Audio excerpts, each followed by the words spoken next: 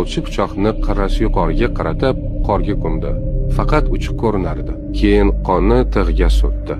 Sovuqda qon muzladi. Pichoq uchi qizil muzga aylandi. Bo'ri qon hidini sezib yaqinlashdi. Tili bilan yaradi. Sovuq, shirin. Bo'ri hayajonlanib tezroq va tezroq yalay boshladi. Lekin tilining iliqligi muzni erita boshladi va muz ostida o'tkir pichoq bor edi. Pichoq bo'rining tilini kesib boshladi. O'lim lahzasi kelgan edi, lekin bo'ri to'xtamadi. Sovuq allaqachon uning asablarini qaraqlashtirgan edi. Og'riqni sezmadi, faqat og'ziga to'layotgan iliq, sho'r suyuqlikni sezdi. Cheksiz qon manbasi deb o'yladi. Yanada tez, yanada ochko'zlik bilan yaladi va yiqildi. Yurak to'xtadi.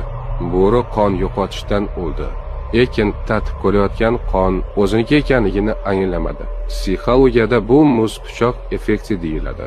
Eng xavfli ovchilar qafas ishlatmaydi, lazzatni tuzoq qiladi. Endi hayotingga qara. Kechasi seni yig'latadigan olam, lekin sen undan ketolmaysan. Pulni yutkazadigan o'yin, lekin sen qayta to'ldiraverasan. To'la befoyda kontent ilovalar va barmoqlaring to'xtamaydi. Rohatlanyapman deb o'ylaysan. Aslida hayotingni asta sarflayapsan. Eng qo'rqinchli narsa og'riq emas. Eng qo'rqinchlisi og'riqqa ko'nikish, zararni odatiy deb qabul qilish, arzon stimulyatsiyani baxt deb adashtirish. Shuni esla, seni shunchalik mast qiladigan har narsa oxirida chidab bo'lmas og'riq keltiradi. Pichoqni hoziroq tashla.